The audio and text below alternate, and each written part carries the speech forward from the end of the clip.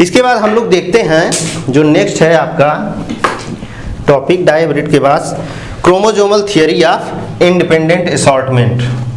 ठीक बच्चों, मैं इसको इरेज कर दे रहा हूं। तो क्रोमोसोमल थियरी जो है बच्चों, मतलब क्या हुआ, तो दो साइंटिस्ट थे सटन एंड बावेरी। उन्होंने क्या देखा कि जो मियोसिस और माइटोसिस के टाइम पे जो क्रोमोसोम का बिहेवियर होता है, ठीक है, वही बिहेवियर जीन का भी, जो मेंडल्स के फैक्टर हैं, जीन्स हैं, वही बिहेवियर इनमें भी पाया जाता है। तो इन्होंने क्या किया, जो मियोसिस के जो क्रोमोसोम का सेपरेशन या सेग्रीगेशन हो रहा था, उसको किसके साथ कंबाइन कर दिया, मेंडलियन कैरेक्टर से कंबाइन करके क्या कर दिया, एक थियरी दे दिया जिसे क्या कहा गया, क्रोमोसोमल थियरी ऑफ इनहेरिटेंस, वंशानुगत का गुणसूत्री सिद्धांत। क्रोमोसोमल थियरी ऑफ इनहेरिटेंस किसने दिया था, सटन एंड बावेरी ने दिया था 1902 में। तो जैसा कि मैंने बताया, क्या था इसमें कि जो बिहेवियर ऑफ क्रोमोसोम का होता है वही बिहेवियर क्या होता है, जीन्स का। तो जैसा कि आप लोग जानते हैं कि जो जीन्स होते हैं कहाँ पे अरेंज होते हैं, डीएनए, सेगमेंट ऑफ डीएनए, और डीएनए कहाँ पे पाया जाता है, क्रोमोसोम पे ही रैप रहता है। ठीक, तो इन्होंने क्या किया, जो सटन एंड बावेरी थे, इन्होंने क्या किया कि जो कुछ लक्षण बताए कि जो क्रोमोसोमल थियरी यानी वंशानुगत का गुणसूत्री सिद्धांत में इन्होंने क्या कहा कि जो गुणसूत्र होते हैं, क्रोमोसोम और जीन का बिहेवियर इन्होंने मेंशन किया। तो जो क्रोमोसोम होते हैं, एक क्रोमोसोम यानी गुणसूत्र, और जीन, ठीक है, तो ये भी ऑकर इन पेयर, ये भी क्या होता है, जीन्स भी क्या होते हैं बच्चों, जैसे पहले ही मैंने बता दिया, ऑकर्स इन पेयर। ठीक, और दूसरा पॉइंट क्या हो गया, segregate at the time of gamete formation, segregate at the time of gamete formation. ठीक है, gamete formation such that only one of each pair, gamete formation के टाइम पे अलग हो जाते हैं। अब क्या होगा इससे कि प्रत्येक गैमीट जो है केवल एक सेट ऑफ क्रोमोसोम कंटेन करता है। ये भी सेम पॉइंट है, segregate at the time of gamete formation, क्योंकि जितने कैरेक्टर क्रोमोसोम पे जब मियोसिस और माइटोसिस में देखा गया, जितने कैरेक्टर जो है क्रोमोसोम के थे, उतने ही कैरेक्टर क्या थे, जीन्स के भी थे। तो क्या हुआ, तो उन्होंने सटन और बावेरी ने क्या कहा कि ये देखिए आप लोग, मैं इसको इरेज कर रहा हूँ, क्या कहा कि जो क्रोमोसोम का बिहेवियर जैसे जैसे मियोसिस में हो रहा है, माइटोसिस में हो रहा है, वैसे वैसे जीन का बिहेवियर है। तो सटन एंड बावेरी, सटन एंड बावेरी क्या किए, stated that the pairing and separation of pair of a pair of chromosome would lead to the segregation of a pair of factor। ठीक है बच्चों, segregation of a pair of factors they carried। तो यहाँ पे क्या किए, Sutton United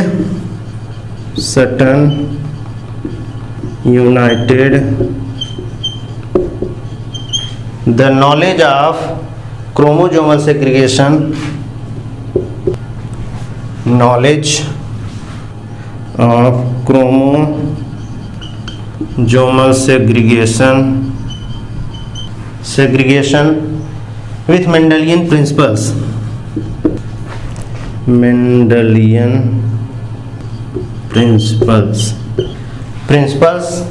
and called it chromosomal theory of inheritance, chromosomal theory of inheritance।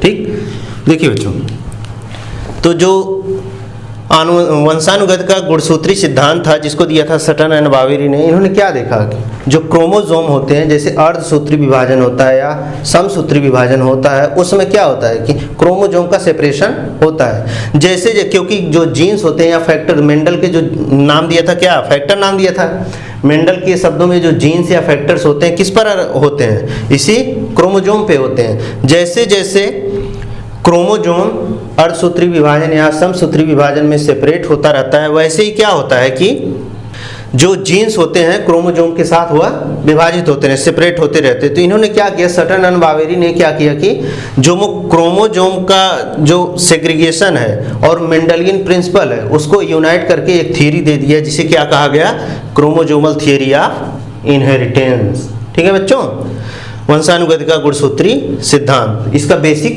यही है। ठीक है बच्चों, क्योंकि क्रोमोसोम का बिहेवियर और जीन्स का बिहेवियर एक तरह से गैमीट फॉर्मेशन में अलग अलग होते रहते हैं, अर्धसूत्री विभाजन और समसूत्री विभाजन में, और इन दोनों प्रिंसिपल को यूनाइट करके, जैसे क्रोमोसोमल सेग्रीगेशन को और मेंडलियन प्रिंसिपल को यूनाइट करके क्या दे दिए, क्रोमोसोमल थियरी ऑफ इनहेरिटेंस।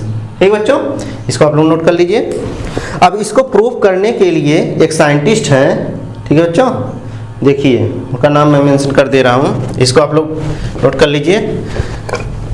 जो क्रोमोसोमल थियरी ऑफ इनहेरिटेंस है उसको प्रूव करने के लिए वेरीफाई किए एक साइंटिस्ट हैं, उनका नाम है क्या, T.H. Morgan, Thomas Hunt Morgan. उन्होंने प्रूव किया, किसमें किया, ड्रोसोफिला मिलेनोगैस्टर, एक जिसे फ्रूट फ्लाई भी कहा जाता है, उस पर इन्होंने एक्सपेरिमेंट किया और प्रूव किया कि जो सटन एंड बावेरी की थियरी है, कौन सी, क्रोमोसोमल थियरी, वो सत्य है।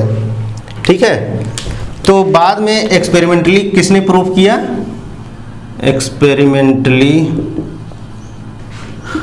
वेरीफाई बाय किसके द्वारा किया गया, जो क्रोमोसोमल थियरी ऑफ इनहेरिटेंस है, T.H.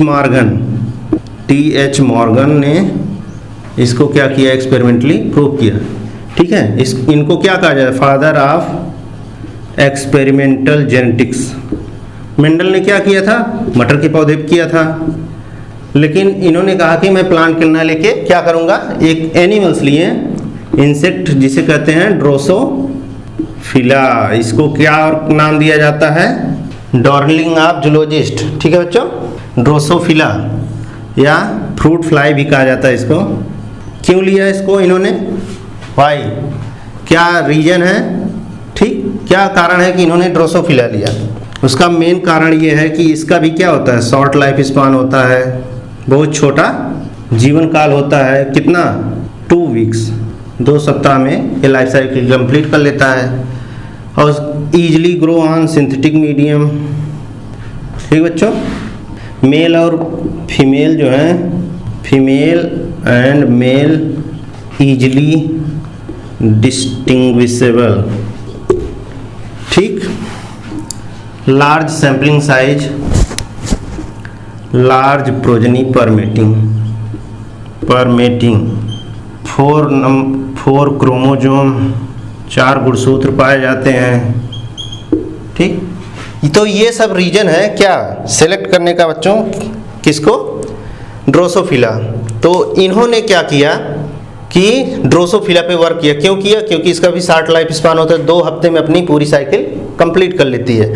ठीक, उसी तरह easily grows on synthetic medium, ठीक है, एग्रोज होता है बच्चों, उस पर आसानी से जो है ये ग्रो कराया जा सकता है लेबोरेटरी में, एक बॉयल में आसानी से ग्रो कराया जाता है। जैसे आप लोग देखेंगे जो केला छिलका वगैरह जो फ्रूट्स रहते हैं, अगर रूम में भी रख देंगे आसानी से वो आके बैठ जाती है, हल्का जो है ऑरेंजिश कलर की होती है। और ये फीमेल और मेल को आसानी से जो होता है माइक्रोस्कोप, उसमें आसानी से हम लोग पता कर सकते हैं। ठीक है, और लार्ज, एक मेटिंग में कई हजार प्रोजनी पैदा कर सकती है। ठीक है बच्चों, और कम संख्या में क्रोमोसोम होते हैं। तो ये सब इनको अच्छा लगा, रीजन था कि जिसके द्वारा मॉर्गन ने क्या लिया, इस ड्रोसोफिला को लिया फॉर एक्सपेरिमेंट करने के लिए। ठीक है बच्चों।